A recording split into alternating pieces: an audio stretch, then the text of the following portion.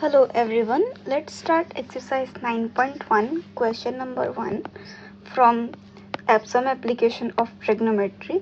So question number 1 says that a circus artist is climbing a 20-meter long rope which is tightly stretched and tight from the top of a vertical pole. So basically if we talk about vertical pole, कुछ सीधा सा हमारे पास vertical हमारा सीधी वाली line होती है। Basically vertical की जब हम बात करते हैं तो वर्टिकल से हम रेफर करते हैं वाई एक्सिस को, और जब हम वाई एक्सिस की बात कर रहे हैं तो इसने बोला कि एक सर्कस आर्टिस्ट है जो एक 20 मीटर लॉन्ग रोप को क्लाइंब करता है, मतलब उस पर वो चढ़ता है जो कि टाइटली स्ट्रेच्ड है एंड टाइड है, मतलब कि यहाँ से स्ट्रेच और टाई हो रही है वो एक 20 मीटर लॉन्ग रोप पे। ये 20 मीटर लॉन्ग रोप है। From the ground find the height of the pole. हमको ये चीज़ लेट्स से इसको हम x बोलते हैं, तो क्वेश्चन हमको x फाइंड करने को बोल रहा है। हमको x की वैल्यू फाइंड करनी है। If the angle made by the rope with the ground level is 30 degree, मतलब कि जो रोप है अगर उसका एंगल ग्राउंड के साथ मतलब जमीन के साथ 30 डिग्री का है तो हमको बतानी है x की वैल्यू। तो चलिए इसको ट्राई करते हैं। तो बेसिकली हमको हाइपोटेनस की वैल्यू गिवन है।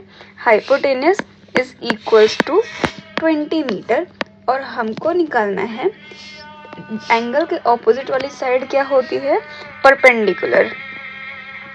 कोई ऐसा ट्रिग्नोमेट्रिक फंक्शन जिसमें हमको परपेंडिकुलर अपॉन हाइपोटेनस की वैल्यू मिल जाए तो वो होता है sine theta is equals to perpendicular upon hypotenuse. यहाँ पे हमको थीटा की वैल्यू गिवन है 30 डिग्री, तो हम लिखेंगे sine 30 degree is equals to perpendicular की वैल्यू हमें गिवन है x, जो हमको पता नहीं है, बेसिकली हमने अज्यूम किया है, और हाइपोटेनस की वैल्यू हमें गिवन है 20। अब हम साइन 30 डिग्री की वैल्यू पुट करते हैं, तो sine 30 degree is equals to 1/2 which is equals to x by 20। इसको सॉल्व करें तो हमें मिलेगा 20/2 इक्वल्स टू x। इसको कैंसिल आउट करेंगे तो हमें मिलेगी x की वैल्यू 10। सो यहाँ से हमको आंसर मिलता है x इक्वल्स टू 10। ये हमारा आंसर है। आइए देखते हैं next question, question number 2। Question number 2 कहता है a tree breaks due to storm. एक पेड़ है जो किसी तूफान वगैरह की वजह से, किसी आंधी तूफान की वजह से टूट जाता है एंड ब्रोकन पार्ट बेंड, मतलब कि अगर मान लो ऐसा कुछ सीधा ट्री है तो यहाँ से अगर ब्रेक हो रहा है तो वो क्या होगा, जमीन पे ऐसे गिर जाएगा और उसका ब्रोकन पार्ट बेंड हो जाएगा। तो बोला है bend so that the top of the tree touches the ground, मतलब ट्री का टॉप वाला पार्ट जो है वो जमीन को टच करता है and making touches the ground making an angle 30 degree, मतलब ये एंगल कितना बन रहा है यहाँ पे 30 डिग्री का। फिर बोला the distance between the foot of the tree to the point where the top touches the ground is 8 metre, मतलब कि जो फुट ऑफ ट्री है ये वाला एरिया और जो टॉप ऑफ ट्री है ये वाला एरिया, इसके बीच में डिस्टेंस कितना है 8 मीटर का। अब क्वेश्चन बोलता है find the height of the tree. तो देखिए ट्री की हाइट यहाँ पे क्या होगी, एक तो ये वाला डिस्टेंस जो उसका ब्रोकन पार्ट है और ये जो यहाँ से ये वाला हिस्सा, जब हम इन दोनों को ऐड कर देंगे तब हमको मिलेगी ट्री की हाइट। अब इसको ड्रॉ करते हैं, तो लेट्स से ऐसा हम कुछ इसका डायग्राम ड्रॉ करेंगे। ये डिस्टेंस 8 मीटर हमें गिवन है, ये एंगल हमें 30 डिग्री गिवन है। यहाँ से हमको फाइंड करनी है हाइपोटेनस की वैल्यू एंड एडजेसेंट साइड की वैल्यू। तो सबसे पहले हम यूज़ करेंगे, इसको हम नाम दे देते हैं A, B and C। Let AC equals to X and AB equals to Y। तो हम बोलेंगे height of tree equals to x plus y. अब हमको x एंड y की वैल्यू फाइंड करनी है। तो हम सबसे पहले लेते हैं, हमको कोई ऐसा ट्रिग्नोमेट्रिक फंक्शन चाहिए जिसमें हमको ऑपोजिट और हाइपोटेनस की वैल्यू चाहिए हो। तो हम लेते हैं साइन 30 डिग्री, जिससे हमको मिल जाएगा sine 30 degree is equals to BC upon AC which is equals to 8 metre upon x हमने ली थी AC की वैल्यू। साइन 30 डिग्री की वैल्यू होती है 1/2 इक्वल्स टू 8/x। तो यहाँ से हमको 8x की वैल्यू मिल जाएगी x equals to 16 metre.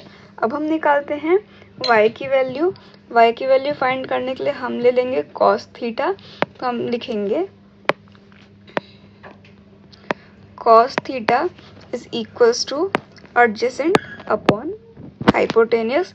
Theta की वैल्यू है हमारी 30 degree.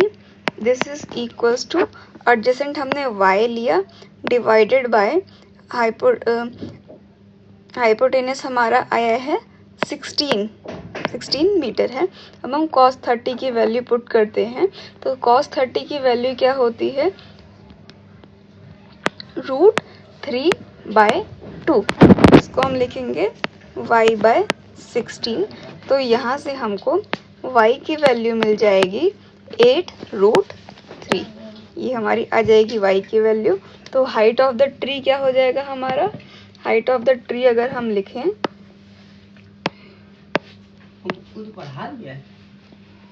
Height of the tree लेंगे हम, हाइट ऑफ ट्री हमारी क्या हो जाएगी, x प्लस वाई हमने ली थी।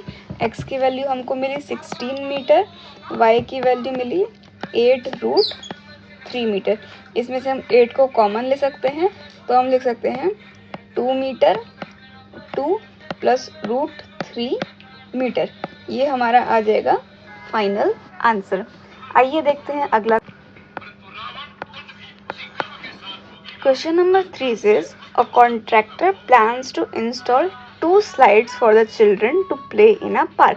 एक कॉन्ट्रैक्टर डिसीजन लेता है कि वो एक पार्क में बच्चों के झूलने के लिए 2 झूले लगवाएगा, 2 स्लाइड्स। स्लाइड्स कौन सा झूला होता है बच्चों, स्लाइड्स होता है जिस पे आप सीढ़ियों से यहाँ से चढ़ते हैं और दूसरी साइड से फिसल के गिर जाते हैं, वो वाला झूला होता है हमारा स्लाइड का। इसने कॉन्ट्रैक्टर ने बोला कि वो 2 झूले बनवाएगा। फिर बोलता है for the children below the age of 5, जो बच्चे 5 साल से छोटे हैं, मतलब कि छोटे बच्चों के लिए श्री prefer to have a slide whose top is at a height of 1.5 metre. मान लो ये छोटे बच्चों का झूला है, तो इसके लिए वो डिसीजन लेती है कि इसकी जो हाइट है उसको कितना बनाएगी, 1.5 मीटर का, बस, ताकि छोटे बच्चों के लिए ज़्यादा बड़ा ना हो झूला। And it is inclined at an angle of 30 degree to the ground, और ज़मीन से भी वो 30 डिग्री पे ही इंक्लाइंड है, ज़्यादा एंगल को बढ़ाया नहीं है ताकि बच्चों के लिए झूला मुश्किल ना हो जाए। Whereas for the elder children, अब जो बच्चे बड़े हैं, she want to have a step slide at a height of 3 metre, steep slide, ठीक है। अब देखो जो बच्चे 5 साल से बड़े हैं उनके लिए जो स्लाइड बनाई उसकी हाइट कितनी रखी उसने, 3 मीटर, और बोला ये भी इंक्लाइंड है। देखो बड़े बच्चों के लिए थोड़ा सा एडवेंचर बढ़ा दिया और एंगल कितना कर दिया, 60 degree, and inclined at an angle 60 degree to the ground. What should be the length of the slide in each case? अब बोल रहा है दोनों ही केस में हमको स्लाइड की लेंथ बतानी है, ये वाली। मान लो इस ट्राइंगल को हम डिनोट करते हैं A B C से, इसको हम डिनोट करते हैं D E।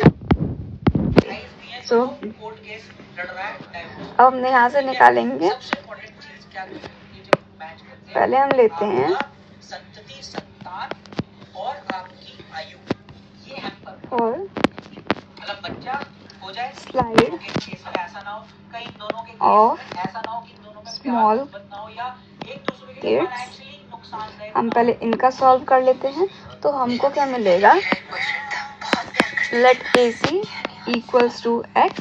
अब हमको कोई ऐसी ट्रिग्नोमेट्रिक फंक्शन चाहिए जिसमें एडजेसेंट और हाइपोटेनस की वैल्यू यूज़ होती हो। तो हम लेंगे cos theta. Cos theta is equals to adjacent upon hypotenuse.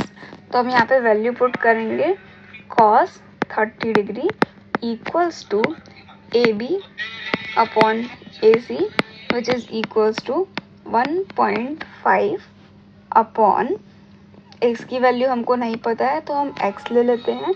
अब हम cos 30 की वैल्यू पुट करें तो हमें मिलेगा √3/2 which is equals to 1.5 divided by x। यहाँ से x की वैल्यू निकालें तो हमें मिलेगा x इज इक्वल्स टू 3/√3। अब हम इसको सिंप्लीफाई करेंगे थोड़ा सा, और जो आपको बुक में पीछे दिया होगा वो हम कैसे करेंगे। देखो जो 3 है उसको हम लिख सकते हैं √3 इंटू √3 अपॉन √3। तो एक √3 से एक √3 कैंसिल हो जाएगा और x की वैल्यू मिल जाएगी √3। अब हम √3 मीटर। अब हम इस वाले झूले के लिए देखते हैं। सिमिलरली हम इसके लिए भी यूज़ करेंगे for slide of Elder kids.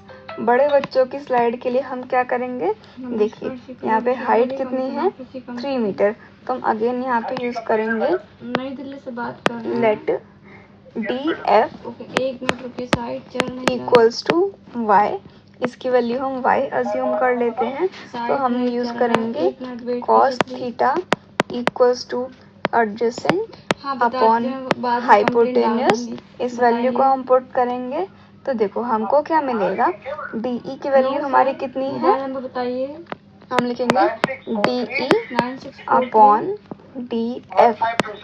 हाँ जी, इस वैल्यू को हम पुट करेंगे तो हमको क्या मिलेगा, यहाँ से cos थीटा हम डालेंगे cos 60 डिग्री, ठीक है, cos 60 डिग्री। अब देखो DE की वैल्यू हमको पता है 3 मीटर है और इसकी वैल्यू हमने y अज्यूम करी। अब वैल्यूज पुट करते हैं। cos 60 degree is 1/2 equals to 3/y। तो y की वैल्यू हमको मिल जाएगी 6 मीटर। ये आएगा हमारा आंसर। मतलब कि छोटे बच्चों के स्लाइड की हाइट कितनी है √3 मीटर और बड़े बच्चों के स्लाइड की हाइट कितनी है 6 मीटर। थैंक यू बच्चों। इसके आगे हम आगे क्वेश्चन सॉल्व करेंगे नेक्स्ट वीडियो में। Thank you.